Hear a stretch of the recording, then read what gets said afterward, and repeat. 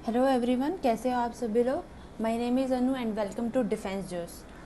और अगर आपने चैनल को सब्सक्राइब नहीं किया है तो चैनल को सब्सक्राइब करना ना भूलें and press the bell icon. तो चलिए आज का हम अपना चैप्टर सिटीजनशिप जो है शुरू करते हैं। देखिए, कल हमने कहाँ तक किया था। कल हमने किया था कि हम किस तरीके से इंडिया के जो है सिटीजन बन सकते हैं। तो उसमें 5 तरीके से था।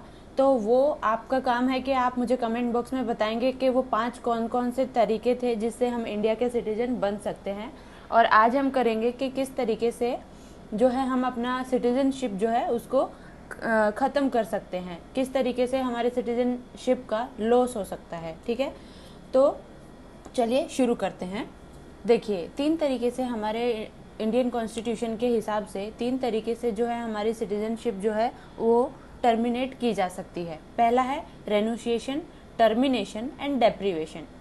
तो रेनुशिएशन में क्या होता है कि अगर कोई भी इंडिया का सिटीजन है और वो अपने पूरे कॉन्शियसली और नोइंगली ये बोल रहा है कि मेरे को आपका मतलब सिटीजनशिप जो है मेरे को वो छोड़नी है, और वॉलेंट्रीली वो ये काम करता है, तो जब वो ये डिक्लेयर करता है और उसका रजिस्ट्रेशन हो जाता है कि हाँ ठीक है, आप सिटीजन जो है इंडिया के नहीं रहना चाहते हैं, तो उस पर्सन का जो है सिटीजन ऑफ इंडिया जो है होना वो सीज हो जाता है, आपकी सिटीजनशिप जो है वो ख़त्म हो जाती है। लेकिन अगर ऐसा काम वॉर के टाइम पे है कि इंडिया जो है वॉर में इंगेज्ड है, वहाँ पे जो हमारी गवर्नमेंट है वो जो आपका सिटीजनशिप का जो आपने डिक्लेयर किया है कि आप सिटीजनशिप नहीं रहना चाहते हो, तो वो आपका होल्ड पे रख सकती है। और वो ऐसा क्यों करेगी? तो जाहिर सी बात है, इंडिया इस टाइम पे वॉर के लिए जो है वॉर में इंगेज है, और इंगेज है तो आप उस वो जो सिचुएशन है हमारी, वो जो वॉर की सिचुएशन है उससे आप भागना चाह रहे हैं, ये वजह हो सकती है। दूसरा ये भी हो सकता है कि आप किसी एनिमी कंट्री के साथ में मिलके उसको इन्फॉर्मेशन जो है पास कर रहे हों, तो इस सिचुएशन में आपकी जो सिटीजनशिप है वो होल्ड पे रखी जा सकती है बाय द सेंट्रल गवर्नमेंट। ठीक है, समझ में आ रहा है इतना? फिर है कि अगर आपके साथ जब आप ये अनाउंस करते हो कि आप इंडिया की सिटीजनशिप नहीं रहना चाहते हो और आपकी जो सिटीजनशिप है वो ख़त्म हो जाती है, तो ऐसे सिचुएशन में जो आपका माइनर बच्चा होगा, यहाँ पे माइनर बच्चे से मतलब है कि 18 ईयर का वो जो बच्चा है नहीं है, और जो बच्चा है अभी छोटा है, तो उस टाइम पे जो बच्चे की सिटीजनशिप है वो उस इंसान के साथ साथ बच्चे की भी सिटीजनशिप जो है ख़त्म हो जाएगी। लेकिन यहाँ पे एक सिचुएशन है कि अगर बच्चा आपका जब 18 ईयर का हो जाएगा, अभी नहीं हो, जब वो हो जाएगा 1 साल बाद या 2 साल बाद, तो वो जो इंडियन सिटीजनशिप है वो रिज्यूम कर सकता है। यानी कि बच्चा जो है इंडियन सिटीजनशिप के लिए अप्लाई कर सकता है कि हाँ मैं पहले रह चुका हूँ, मेरे फादर जो थे वो इंडिया के सिटीजन थे और बाद में उन्होंने वॉलेंटरीली गिव अप कर दिया, तो अभी मैं इंडिया का जो सिटीजन है वो बनना चाहता हूँ। ठीक है, इतना समझ में आया? नेक्स्ट देखते हैं कि बाय टर्मिनेशन के किस सिचुएशन में आपकी जो सिटीजनशिप है उसको टर्मिनेट किया जा सकता है। ठीक है, तो जब कोई भी इंडिया का सिटीजन कॉन्शियसली, नोइंगली और बिना किसी इन्फ्लुएंस के और बिना किसी प्रेशर के जो है किसी दूसरी कंट्री की सिटीजनशिप ले लेता है, तो ऐसे में जो इंडिया का सिटीजनशिप है वो ऑटोमेटिकली टर्मिनेट हो जाता है। यानी कि अपने आप ही वो जो सिटीजनशिप है इंडिया की वो ख़त्म हो जाएगी, क्योंकि आपने तो दूसरी कंट्री की ले ली है। तो ऐसे में लेकिन यहाँ पे एक प्रोविज़न है कि जब आप वॉर में इंगेज होंगे तो उस टाइम पे जो आपका टर्मिनेशन है, जो आप गिव अप करना चाह रहे हो, तो उसको होल्ड पे डाल दिया जाएगा। आपकी जो टर्मिनेशन ऑफ सिटीजनशिप के लिए जो आपने अप्लाई किया है उसको आप जो सेंट्रल गवर्नमेंट है होल्ड पे डाल देगी। लेकिन अगर नॉर्मल कंडीशन है तो आप की जो सिटीजनशिप है वो ऑटोमेटिकली जो है टर्मिनेट हो जाएगी। Okay, next is deprivation. यानी कि जो गवर्नमेंट है वो किस किस कंडीशन में आपकी जो सिटीजनशिप है उसको टर्मिनेट कर सकती है। पहला, फ्रॉड। अगर आपने कोई फ्रॉड किया हो कि आपने गलत इन्फॉर्मेशन दे दी है और गलत आपके पेपर हैं, वो उस कंडीशन में जो सिटीजनशिप है आपकी वो टर्मिनेट हो जाएगी। दूसरा, आपने इंडिया के कॉन्स्टिट्यूशन के प्रति अगर आपने डिसलॉयलिटी दिखाई है, आप लॉयल नहीं हो कॉन्स्टिट्यूशन के लिए। तीसरा है कि अगर आपने किसी ड्यूरिंग द वॉर आपने किसी एनिमी कंट्री को जो है आपने कम्युनिकेट किया है या उसको इन्फॉर्मेशन पास की है। फोर्थ इज कि अगर आप 5 साल के जब आपने सिटीजनशिप जो है ले ली है, तो उस टाइम के 5 साल के अंदर, यानी कि जैसे ही सिटीजनशिप आपने ली और नेक्स्ट 5 ईयर के टाइम के अंदर अगर आपको किसी दूसरी कंट्री में 2 साल के लिए अगर आप जेल में चले जाते हो, कुछ भी आपने अगर गलत किया है, कोई भी क्राइम किया है, उसके लिए आप 2 साल के लिए जेल में जाते हो, तो आपकी जो सिटीजनशिप है वो टर्मिनेट हो जाएगी। नेक्स्ट इज कि अगर सिटीजन जो है ऑर्डिनरीली रेसिडेंट है आउट ऑफ इंडिया का और 7 साल से कंटिन्यूसली, तो आपकी सिटीजनशिप को टर्मिनेट किया जा सकता है। लेकिन यहाँ पे अलग अलग कंडीशंस होती हैं, तो ऐसा नहीं है कि एकदम से आपका टर्मिनेट कर दिया जाएगा। यहाँ पे होता है कि जैसे कुछ बच्चे पढ़ाई के लिए जाते हैं, कोई काम के लिए जाता है, कोई इंटरनेशनल जो आपकी सर्विस होती है वो इंडिया को रिप्रेजेंट कर रहा है वहाँ पे, तो इस तरीके की चीज़ों में आपको इंडियन कॉन्सुलेट के अंदर आपको एनुअली रजिस्टर कराना पड़ता है अपने आप को कि हाँ मैं इंडिया का सिटीजन जो है रहना चाहता हूँ, अपनी सिटीजनशिप को जो है कंटिन्यू करना चाहता हूँ। यानी कि इंडियन कॉन्सुलेट यानी कि इंडियन एम्बेसी के अंदर आपको जो है एनुअली रिपोर्ट करना पड़ता है। ठीक है, इतना समझ में आया आपको? तो यहाँ पे क्या क्या चीज़ें थी, एक रेनोशिएशन था कि आप वॉलेंट्रीली आप चाहते हैं कि मैं इंडिया का सिटीजनशिप छोड़ दूँ, तो इसमें आपका सिटीजनशिप जो है टर्मिनेट हो जाएगा। दूसरा टर्मिनेशन था कि आप वॉलेंट्रीली किसी और कंट्री का जो सिटीजनशिप है उसके लिए आप एक्वायर कर लेते हो, तो ऑटोमेटिकली टर्मिनेट हो जाएगा। तीसरा है डेप्रीवेशन, फ्रॉड किया है, डिसलॉयल हो, ट्रेड या एनिमी को इन्फॉर्मेशन पास की है ड्यूरिंग द वॉर, 5 साल के रजिस्ट्रेशन के अंदर आपको 2 साल की सजा हो गई है। और लास्ट है कि अगर आपने 7 साल कंटिन्यूसली अगर आप रह रहे हो और वहाँ पे एम्बेसी के अंदर आप रजिस्टर नहीं करते हो, आप उनको रिपोर्ट नहीं करते हो कि मैं एनुअली जो है रहना चाहता हूँ, तो ऐसे केस में आपकी जो सिटीजनशिप है वो ख़त्म हो जाएगी। फिर आते हैं सिंगल सिटीजनशिप पे। देखिए, इंडिया के कॉन्स्टिट्यूशन जो है हमारा वो फेडरल है, यानी कि जो हमारी पावर है सेंटर और स्टेट दोनों के पास है। फिर हमें सिंगल सिटीजनशिप मिलती है, लेकिन ये इस तरीके की जो चीज़ें हैं वो यूएसए में, स्विट्जरलैंड में नहीं होती है, वहाँ पे डबल सिटीजनशिप होती है। यानी कि सेंटर का आपका अलग से सिटीजनशिप होगा, स्टेट का आपका अलग से सिटीजनशिप होगा। तो यहाँ पे यूएसए और स्विट्जरलैंड के अंदर जो है बहुत सारे आपके राइट्स होते हैं, ठीक है, तो वो आपको अलग से जो आपका नेशनल है और जो आपका स्टेट है, जो सेंटर है वो अलग राइट आपको प्रोवाइड कराता है, स्टेट आपको अलग राइट प्रोवाइड कराता है। लेकिन यहाँ पे एक सिस्टम क्रिएट हो जाता है जिसकी वजह से डिस्क्रिमिनेशन का प्रॉब्लम हो सकता है। स्टेट जो है in favour of its citizen बहुत तरह के डिस्क्रिमिनेशन कर सकता है। यहाँ पे राइट टू वोट का डिस्क्रिमिनेशन हो सकता है, पब्लिक ऑफिस होल्ड करने का हो सकता है, किसी भी प्रोफेशन को प्रैक्टिस करने का जो राइट है आपका, उसके मैटर में आपके साथ डिस्क्रिमिनेशन हो सकता है। तो इस तरीके के जो सिस्टम को अवॉइड करने के लिए हमारे इंडिया में जो है वो हमारे जो कॉन्स्टिट्यूशन मेकर थे, जो हमारे फादर्स थे, फाउंडर फादर्स थे, उन्होंने सिंगल सिटीजनशिप का जो प्रावधान है वो कॉन्स्टिट्यूशन में लेके आना जरूरी समझा। ठीक है, उसके बाद इंडिया में हम लोगों को बहुत सारे पॉलिटिकल और सिविल राइट जो है सिटीजनशिप पे मिलते हैं, कोई डिस्क्रिमिनेशन नहीं होता है हम लोगों को। लेकिन फिर भी बहुत सारे एब्सेंस ऑफ डिस्क्रिमिनेशन के कुछ एक्सेप्शन है हमारे पास। तो एक्सेप्शन जो है किस तरीके का, जो एक कुछ लिमिटेड जो होता है ना कि आपके पास राइट तो है, पॉलिटिकल और सिविल राइट है, लेकिन कहीं कहीं आपके पास रीजनेबल रेस्ट्रिक्शन जो है स्टेट जो है लगा देता है। जैसे चलिए वो देख लेते हैं कि कैसे।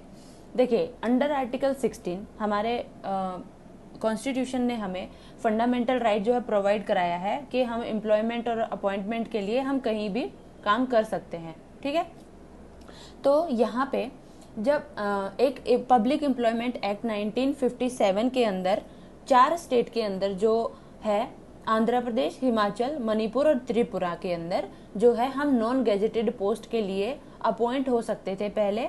लेकिन अगर जैसे पीसीएस हो रहा है आपका या कोई और कोई भी आपका पोजीशन के लिए जो है एम्प्लॉयमेंट के लिए एग्ज़ाम हो रहा है तो उसके अंदर हम जो है क्वालिफिकेशन जो हमारी वो सिर्फ रेजिडेंशियल के लिए होती थी, ठीक है। तो नॉन गेजेटेड पोस्ट के लिए यहाँ पे सिर्फ रेजिडेंशियल के लिए ही है, वहाँ के रहने वाले लोगों के लिए ही है वो जो एम्प्लॉयमेंट है, लेकिन उसमें कोई बाहर का जो आदमी है यानी कि किसी दूसरी स्टेट का यानी कि हरियाणा, पंजाब, यूपी, वहाँ से लोगों जो है उसमें कॉम्पीट नहीं कर सकते थे। तो ये जो प्रावधान है हमारा वो 1974 में एक्सपायर हो गया और उसके बाद ये जो प्रोविज़न था ये पूरा प्रोविज़न जो है वो ख़त्म कर दिया गया और अब बस 2 ही स्टेट में, आंध्रा और तेलंगाना के अंदर जो है सिर्फ 2 स्टेट के अंदर ये जो प्रोविज़न है वो लागू होता है, ठीक है। तो यहाँ पे जो है स्टेट रीजनेबल रेस्ट्रिक्शन लगा सकती है, जैसे अब कुछ स्टेट्स के यानी कि एमपी में जैसे देख लीजिए 75% रिजर्वेशन होता है वहाँ के लोगों के लिए, कि वहाँ के लोगों को 75% रिजर्वेशन मिलेगा, ठीक है। ऐसे ही हर स्टेट के अंदर ना कुछ रेसिडेंट क्या बोलते हैं रिजर्वेशन होता है, वो वहाँ के लोगों को जो है मिलता है। तो ये एक रीजनेबल रेस्ट्रिक्शन है कि भाई हमारे लोगों को ज़्यादा मतलब इम्पोर्टेंस मिलेगी स्टेट के द्वारा, ठीक है। तो ये जो है वो कोई ज़्यादा खराब चीज़ नहीं है, ठीक है, ये उस हिसाब से। फिर देख लेते हैं आर्टिकल 15 के अंदर। आर्टिकल 15 जो है हमें बोलता है कि आप जो है religion, race, caste, sex, place of birth के बेसिस पे आपको डिस्क्रिमिनेट नहीं किया जाएगा and not on the ground of residence, यानी कि वहाँ के आप रेसिडेंट हो इसके बेसिस पे नहीं, लेकिन रेस, कास्ट, रिलीजन, सेक्स और प्लेस ऑफ बर्थ के बेस पे आपको डिस्क्रिमिनेशन जो है वो नहीं होगा। जैसे मान लीजिए आप कहीं पे अपना एडमिशन लेने के लिए जाते हो किसी दूसरी स्टेट में, मान लीजिए आप यूपी के हो और आप जाते हो कहीं पे तमिलनाडु में, आपको एडमिशन लेना है किसी भी मेडिकल कॉलेज में या इंजीनियरिंग में, या आपको सिंपल ग्रेजुएशन करनी है, तो आप वहाँ पे जाते हो। तो यहाँ पे स्टेट एक क्या कर सकता है कि जो बाहर के आने वाले रेसिडेंट हैं, किसी दूसरी स्टेट के लोग हैं, उनको जो है ज़्यादा फीस देनी पड़ सकती है और वो खुद के रेसिडेंट के लिए जो है कम फीस में वही कोर्स के लिए आप अप्लाई कर सकते हैं। तो इस तरीके की जो रीजनेबल रेस्ट्रिक्शन है स्टेट लगा सकता है। फिर नेक्स्ट देख लेते हैं freedom of movement and residence under article 19 subjection to the protection of interest of any scheduled tribe, यानी कि आप किसी भी शेड्यूल्ड ट्राइब के उसका जो इंटरेस्ट है उसको आप खराब नहीं कर सकते हैं। उसको प्रोटेक्ट करने के लिए जो हमारी फ्रीडम ऑफ मूवमेंट है और जो रेसिडेंस है उस पे एक लिमिटेशन लगा दी गई है कि आप इन जगहों पे इन ट्राइबल एरियाज में आप रेस्ट्रिक्टेड हो, आप यहाँ पे नहीं जा सकते हो। तो और ये ऐसा क्यों किया गया? ऑब्वियसली कि वहाँ का जो डिस्टिंक्टिव कल्चर है, जो लैंग्वेज है, जो कस्टम है, जो मैनर्स है वहाँ के, उसको प्रोटेक्ट करने के लिए ये जो रेस्ट्रिक्शन है वो गवर्नमेंट के द्वारा लगाई गई है। फिर आगे देख लेते हैं till 2019 the legislature of erstwhile state of Jammu Kashmir was empowered to, यानी कि वहाँ के जो जम्मू और कश्मीर का 2019 में जो 370 आर्टिकल है उसको अबॉलिश किया गया, उसको इनऑपरेटिव किया गया। लेकिन उससे पहले जो जम्मू कश्मीर स्टेट है हमारी, उसको जो है बहुत सारे उसके पास पावर थे कि वो वहाँ के एम्प्लॉयमेंट जो है स्टेट गवर्नमेंट होगा, प्रॉपर्टी को आप खरीद नहीं सकते हो, लॉ एंड ऑर्डर जो है वो वहाँ की खुद की गवर्नमेंट का होगा। तो इस तरीके की बहुत सारी स्कॉलरशिप है उस स्टेट के अंदर, जो भी आपका एड प्रोवाइड करवाई जाएगी बाय द गवर्नमेंट। तो ये सारी जो चीज़ें थी ये आपको सिर्फ और सिर्फ जो है वहाँ की स्टेट ही प्रोवाइड कराएगी और वहाँ के लोगों के लिए भी। कोई दूसरी स्टेट के जो लोग हैं वहाँ जाके प्रॉपर्टी नहीं खरीद सकते थे, कोई लॉ एंड ऑर्डर जो है वो सेंट्रल गवर्नमेंट का वहाँ पे जो है नहीं चलेगा। तो यहाँ पे गवर्नमेंट ने जो आर्टिकल है बाय द प्रेसिडेंशियल ऑर्डर उसको जो है आर्टिकल 370 को अबॉलिश कर दिया गया और जो द कॉन्स्टिट्यूशन ऑर्डर 2019 को जो है पास किया गया और जो अर्लियर ऑर्डर था हमारा 1954 वाला उसको ख़त्म किया गया। लेकिन फिर यहाँ पे इतना सब कुछ होने के बाद भी हमारी इंडिया के अंदर बहुत सारे कम्युनल राइट होते हैं, कॉन्फ्लिक्ट होते हैं, कास्ट के बेस पे डिस्क्रिमिनेट किया जाता है, लैंग्वेज के बेस पे होता है, एथनिक डिस्प्यूट होता है। तो ये सारी चीज़ें इतना कुछ सोचने के बाद हमारे कॉन्स्टिट्यूशनल मेकर्स के द्वारा कि हमारा जो स्टेट है, जो हमारी हमारा नेशन है वो यूनाइटेड रहेगा, इंटीग्रेट रहेगा। लेकिन ऐसा कुछ जो है वो जो गोल है उनका वो अभी तक जो है अचीव नहीं हुआ है, वो फुलफिल अभी तक नहीं हुआ है। ठीक है, आई होप आपको समझ में आ रहा होगा। अगर आपको समझ में नहीं आ रहा है तो आप मुझे बता सकते हैं, कोई भी टॉपिक है उसको मैं दोबारा करा दूंगी। फिर देख लेते हैं ओवरसीज सिटीजनशिप ऑफ इंडिया। देखिए ओवरसीज सिटीजनशिप OCI का कार्ड जो होता है उसका क्या चक्कर है वो देखते हैं पहले। देखिए 2000 सितंबर 2000 के अंदर जो मिनिस्ट्री ऑफ एक्सटर्नल अफेयर है उन्होंने एक हाई लेवल कमेटी को जो है सेटअप किया under the chairmanship of LM Singhvi.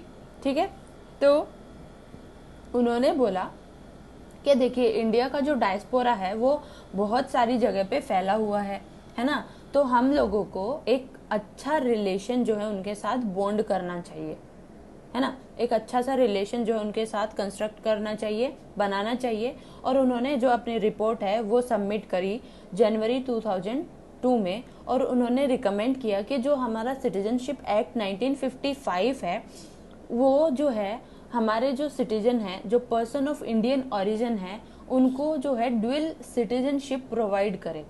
उसके अंदर आप थोड़े जो सिटीजनशिप एक्ट है 1955 में उन्होंने बोला कि इसके अंदर आप थोड़ा सा ना चेंज करो, और जो पर्सन ऑफ इंडियन ओरिजिन है जो बिलोंग करते हैं सर्टेन स्पेसिफाइड कंट्रीज, उनको जो है आप ड्यूअल सिटीजनशिप दो।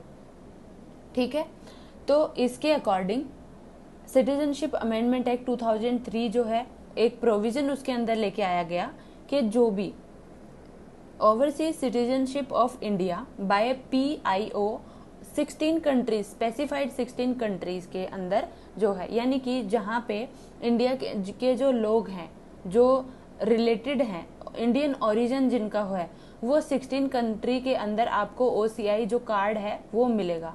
लेकिन पाकिस्तान और बांग्लादेश जो 2 कंट्रीज हैं उन कंट्रीज को छोड़ के, ठीक है, तो वो जो 2 कंट्री हैं वो आप वहाँ के लोगों को आप OCI कार्ड जो है प्रोवाइड नहीं कराएंगे।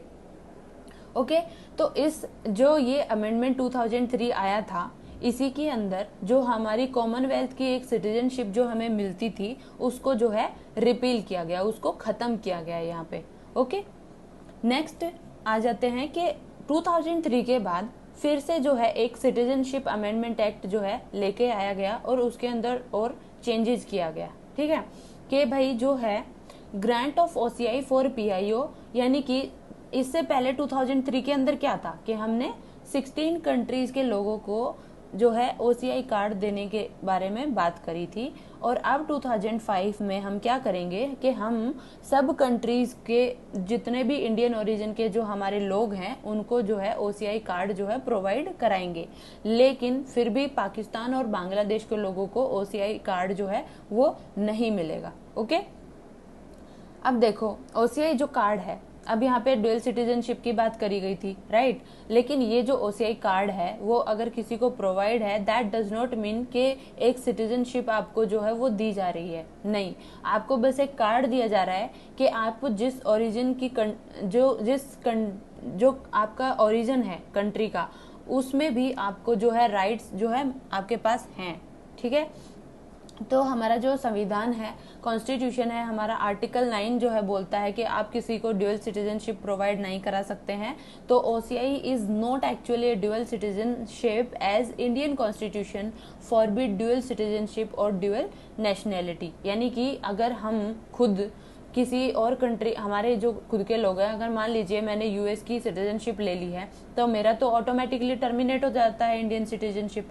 तो उसी तरीके से हमारे उस पर भी तो ये चीज़ लागू होती है ना कि अगर आप किसी और को दे रहे हो तो उनका टर्मिनेशन जो यहाँ पे है, ड्यूअल यहाँ पे नहीं एक्सेप्ट कर रहे हो तो वहाँ पे कैसे करेंगे। उसी हिसाब से है कि हम जो है मानते नहीं है कि ड्यूअल सिटीजनशिप जो हमें देनी चाहिए, राइट, ऐसे तरीके से। तो आर्टिकल 9 जो है वो इसको नहीं बोलता है कि ड्यूअल सिटीजनशिप जो है फॉरबिड करता है कॉन्स्टिट्यूशन। तो इसीलिए ये OCI जो है एक्चुअली एक ड्यूअल सिटीजनशिप कार्ड है, सिटीजनशिप जो है नहीं है। ठीक है, 2015 में फिर इसको फिर से मॉडिफाई किया गया, और जो है OCI और जो PIO कार्ड है हमारा, ठीक है, उसको मर्ज किया गया। अब उसको मर्ज क्यों किया गया, देखिए जो OCI कार्ड होता है हमारा, उसमें बहुत सारे बेनिफिट होते हैं जो लोग बाहर रहते हैं उनके लिए, जिनके पास OCI कार्ड है। तो जो PIO कार्ड है उसमें जो है लोगों को उतनी अच्छी स्कीम नहीं मिलती है, लेकिन बहुत सारे लोगों ने, कुछ लोगों ने PIO भी जो है उसको भी ले लिया कार्ड को, और जो OCI कार्ड की स्कीम है उसको भी ले लिया। तो अब यहाँ पे गवर्नमेंट ने सोचा कि भाई बहुत सारी चीज़ें खिचड़ी बन गई है, आप इसको उठा के मर्ज कर दो और एक ही कार्ड बना दो, ठीक है। तो 2015 में मॉडिफाई किया और जो PIO कार्ड है और जो OCI कार्ड है दोनों को मर्ज कर दिया और रह गया बस OCI कार्ड, ठीक है। अब इसको पूरा जो कार्ड का जो नाम दे दिया गया है वो दिया गया OCI कार्ड स्कीम। ओके, इतना समझ में आया। उसके बाद इसके नीचे कुछ खास ऐसा है नहीं। नेक्स्ट आगे देखते हैं कि किस तरीके से आप OCI कार्ड को जो है वो कार्ड होल्डर जो आप है बन सकते हो, किस तरीके से आप उसका रजिस्ट्रेशन करेंगे। देखिए सेंट्रल गवर्नमेंट बोलती है कि आप किस बिहाफ पे आप जो है रजिस्टर कर सकते हो।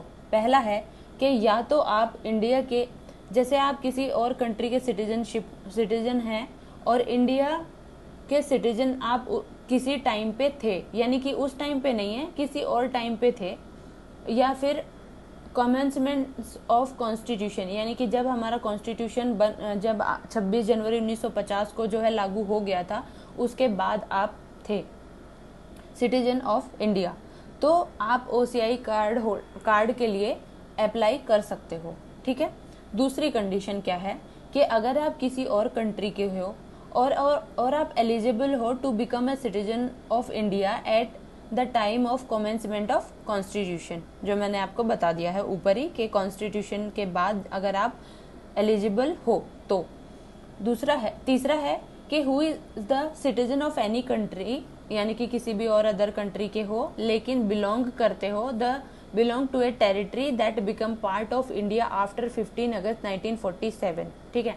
जैसे गोवा के लोग थे, ठीक है, जैसे सिक्किम हमारा पार्ट था, यानी कि सिक्किम तो अभी इंडिया का ही पार्ट हो गया है। जैसे गोवा के लोगों के पास कौन सी सिटीजनशिप थी, फ्रेंच थी, है ना। तो गोवा के लोग जो है, अगर मान लो कुछ लोग इंडिया में नहीं मिले और वो फ्रांस में ही चले गए हैं, तो वहाँ वो जो लोग फ्रांस में सेटल हुए हैं और अब वो अगर OCI के लिए अप्लाई करना चाहते हैं तो वो लोग भी अप्लाई कर सकते हैं, ठीक है। नेक्स्ट है who is a child, grand child और ग्रेट ग्रैंड चाइल्ड है ऑफ सच ए सिटीजन, यानी कि अगर वहाँ के लोग हैं या उनका जो बच्चा है, उनका जो ग्रेट ग्रैंड चाइल्ड है या ग्रैंड चाइल्ड है, तो वहाँ के जो सिटीजन है वो भी OCI के लिए अप्लाई कर सकते हैं। अब अगर दूसरा आता है कि अगर कोई माइनर पर्सन है, ठीक है, और जो माइनर पर्सन का माइनर चाइल्ड है किसी इंसान का, तो वो भी जो है OCI के लिए अप्लाई कर सकता है इन जो कि क्वालिफिकेशन जो क्लोज A के अंदर जो है डाली गई है उसके हिसाब से माइनर चाइल्ड भी आपका OCI के लिए अप्लाई कर सकता है, ठीक है। देखिए ये बहुत ज़्यादा ना ट्रिकी टाइप का है, तो आपको आई होप के समझ में आ रहा होगा। मैं अपनी बेस्ट कोशिश कर रही हूँ आपको समझ में आ जाए, लेकिन अगर फिर भी नहीं आ रहा है तो कोई प्रॉब्लम नहीं है, आप मुझे बताना कमेंट बॉक्स में कि आपको ये टॉपिक समझ में नहीं आ रहा है, तो मैं इसको दोबारा कराऊंगी। वैसे ये इतना इंपॉर्टेंट है नहीं, एग्जाम में कभी इसमें से क्वेश्चन पूछा नहीं जाता है, लेकिन फिर भी हमारा चैप्टर है लक्ष्मीकांत में, तो ये मैं आपको कराऊंगी ज़रूर, ठीक है। नेक्स्ट है कि अगर a person who is a minor child और both parent are citizen of India और on one of the parent is citizen of India, यानी कि या तो आपके दोनों पेरेंट्स जो हैं और आपका जो माइनर चाइल्ड है और वो कहीं और रह रहे हैं, तो आप ऑब्वियसली OCI के लिए अप्लाई कर सकते हो। उसके बाद अगर आपके स्पाउस हैं, यानी कि मान लीजिए कोई इंसान है इंडिया से चला गया है US में और वहाँ पे फिर काफ़ी टाइम रहने के बाद उन्होंने किसी से शादी कर ली है, तो वो जो स्पाउस हैं उनके, जो उनके हस्बैंड है या जो उनकी वाइफ होंगी, वो भी OCI कार्ड होल्डर बन सकती हैं, ठीक है। लेकिन यहाँ पे जो शादी है उनकी कंटिन्यूसली 2 साल के लिए जो है कम से कम होनी ही चाहिए, ठीक है। लेकिन देखिए यहाँ पर भी वही बात है कि आप OCI कार्ड होल्डर पाकिस्तान और बांग्लादेश के जो लोग हैं वो अप्लाई नहीं कर सकते हैं, ठीक है। फिर बोलता है कि सेंट्रल गवर्नमेंट जो है वो स्पेसिफाई कर सकती है डेट को कि date from which existing person Indian origin card holder shall be deemed overseas citizen of India card holder, यानी कि वो इंसान जो कार्ड होल्डर है वो किस स्पेसिफिक जो डेट है उसको स्पेसिफाई कर सकती है सेंट्रल गवर्नमेंट कि भाई ये जो आदमी है कब से इसका जो कार्ड है वो चालू होगा या कब से किस डेट से लागू होगा, ठीक है। तीसरा आते हैं कि सेंट्रल गवर्नमेंट जो है वो किसी स्पेशल सर्कमस्टांस के अंदर भी आपको ओसीआई कार्ड होल्डर बना सकती है। जैसे अगर आप इंडिया को किसी जगह पे जो है रिप्रेजेंट कर रहे हो, ठीक है, इंटरनेशनल लेवल पे या किसी भी तरीके से किसी भी लोगों के लिए काम कर रहे हो अच्छा, और इंडिया को रिप्रेजेंट कर रहे हो कि ये मैं इंडिया के लिए कर रहा हूँ, तो आपको ओसीआई कार्ड होल्डर बनाया जा सकता है, ठीक है। फिर बात कर लेते हैं भाई राइट्स के बारे में कि राइट्स जो है ओसीआई कार्ड होल्डर के पास क्या क्या राइट जो है होते हैं। देखिए बहुत सारे इनके पास राइट होते हैं। आप लैंड खरीद सकते हैं, आप कहीं पे आप टूरिस्ट हैं और कहीं पे घूमने के लिए आए हैं तो आपको जो है, जैसे नॉर्मली क्या होता है, हम इंडिया के जो लोग हैं मान लीजिए कहीं घूमने जा रहे हैं और हमारी टिकट जो है वो 25 रुपये लग रही है, लेकिन अगर कोई फॉरेनर है तो उसको 250 रुपीज़ अगर देना पड़ रहा है, तो जिसके पास ओसीआई कार्ड होल्डर जो होगा उसको सिर्फ 25 रुपीज़ में ही वो टिकट मिलेगी, यानी कि जितने में हमें मिल रही है उतने में ही उसको मिलेगी, ठीक है। फिर जो बहुत सारे फॉरेनर जैसे यहाँ इंडिया में पढ़ाई करने के लिए आते हैं, स्टूडेंट वीज़ा होता है उनका, तो अगर मान लीजिए पढ़ाई ख़त्म होने के बाद उसको एक्स्ट्रा रुकना है तो उसको रजिस्टर करवाना पड़ेगा FRRO में, ठीक है। तो अगर कोई ओसीआई कार्ड होल्डर है तो उसको रजिस्ट्रेशन कराने की ज़रूरत नहीं है, ठीक है। मल्टीपल एंट्री वीज़ा होता है यहाँ पे इनका, और ये प्रॉपर्टी मैंने बता ही दिया है आपको। इकोनॉमिक अपॉर्चुनिटी इनको अच्छे से मिलती है, प्लस जैसे हम लोग अब कोई भी बच्चा अडॉप्ट कर सकते हैं, चाइल्ड अडॉप्शन के लिए भी ओसीआई कार्ड होल्डर जो है वो अडॉप्ट कर सकते हैं आसानी से। जैसे हम लोगों वही जो रिक्वायरमेंट हम लोगों के लिए होती है वही उन्हीं के लिए होती है, ठीक है। लेकिन यहाँ पर भी फिर भी कुछ कुछ जो राइट्स हैं उनके पास नहीं है, जैसे इक्वालिटी ऑफ अपॉर्चुनिटी नहीं है, प्रेसिडेंट वाइस प्रेसिडेंट के लिए इलेक्शन नहीं लड़ सकता है, सुप्रीम कोर्ट का जो जज है उसके लिए अपॉइंट नहीं हो सकता है, हाई कोर्ट के जज के लिए अपॉइंट नहीं किया जा सकता है, वोट नहीं कर सकता है, वो एज ए रजिस्टर उसको एज ए वोटर उसको रजिस्टर नहीं किया जा सकता है, ठीक है।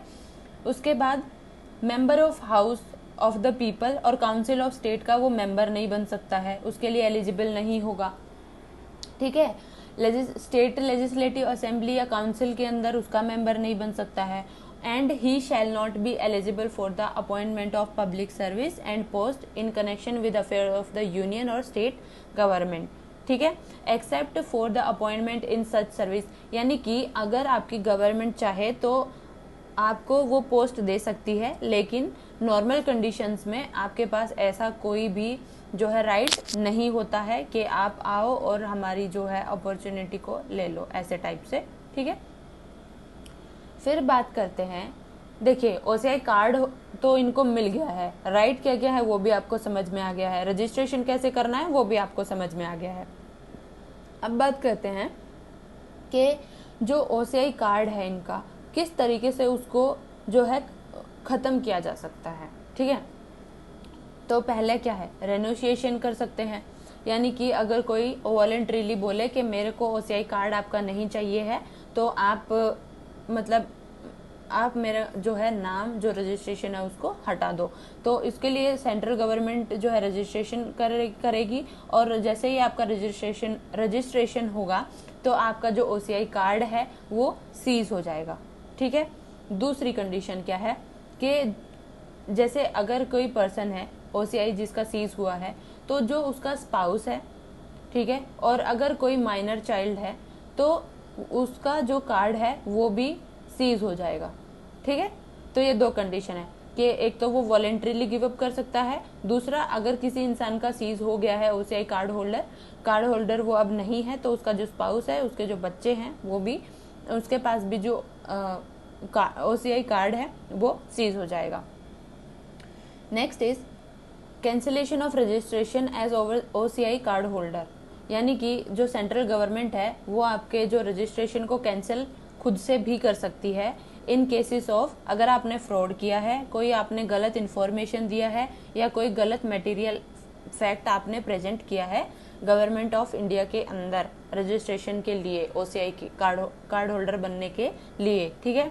दूसरा है अगर आपने कॉन्स्टिट्यूशन ऑफ इंडिया के लिए डिसअफेक्शन दिखाया है, अगर आप किसी अनलॉफुल एक्टिविटी के अंदर या आपने किसी एनिमी से कम्युनिकेट किया है ड्यूरिंग एनी वॉर। ठीक है। अगर इंडिया का और किसी और कंट्री का वॉर चल रहा है और अगर आप ओसीआई कार्ड होल्डर हो और वहां से आपने कम्युनिकेट किया है एनिमी कंट्री को, तो उस टाइम पे आपका जो ओसीआई कार्ड है उसको टर्मिनेट किया जा सकता है। उसके बाद अगर आप ओसीआई कार्ड होल्डर हैं और with in 5 year after registration अगर आपको किसी कंट्री में 2 साल के लिए इम्प्रिजनमेंट मिल गया है तो आपका जो ओसीआई कार्ड है वो कैंसिल हो जाएगा। दूसरा फिर आ जाते हैं कि अगर आपने interest of sovereignty, integrity, security और रिलेशंस को खराब अगर आपकी वजह से हो रहे हैं किसी दूसरी कंट्री के साथ तो आपका कार्ड कैंसिल हो सकता है। और मैरिज के केस में अगर या तो आपका जो डाइवोर्स हो गया है, ठीक है, तो अगर आपका डाइवोर्स हो गया है तो आपका ओसीआई कार्ड जो है उसके वो जो है कैंसिल हो जाएगा, लेकिन उसके लिए आपको जो है गवर्नमेंट को बताना पड़ेगा कि ऐसे ऐसे मेरा डाइवोर्स हो गया है और जो मेरा स्पाउस है ये उसका नाम है, इन्फॉर्मेशन आपको आप देंगे तो उसका जो रजिस्ट्रेशन है वो कैंसिल हो जाएगा और आपका रहेगा। लेकिन अगर आपका डाइवोर्स नहीं हुआ है लेकिन फिर भी आपका जो दूसरा कोई भी पर्सन है जो स्पाउस है वो अगर किसी और के साथ शादी कर लेता है तो आप जो है गवर्नमेंट को इन्फॉर्मेशन देंगे कि ऐसे ऐसे हुआ है और आप इनका जो है ओसीआई कार्ड आप कैंसिल कर दीजिए। ठीक है। तो इस तरीके से हमारा जो कैंसिलेशन है वो हो जाएगी ओसीआई कार्ड की। ठीक है। तो आपने देखा कि किस तरीके से कैंसिल होगा, क्या क्या सिचुएशंस हैं।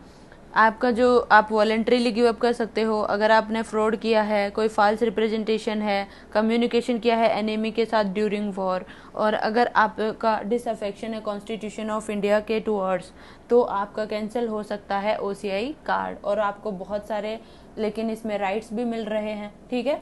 तो इसी के साथ हमारा जो चैप्टर है सिटीजनशिप वो ख़त्म होता है। आई होप कि आपको ये जो पूरा लेक्चर है वो अच्छे से समझ में आ रहा है। अगर आपको समझ में नहीं आ रहा है, मैं आपको बार बार बोल रही हूँ कि अगर आपको समझ में नहीं आ रहा है आप मुझे बताइए, कोई प्रॉब्लम नहीं है, मैं आपको दोबारा करा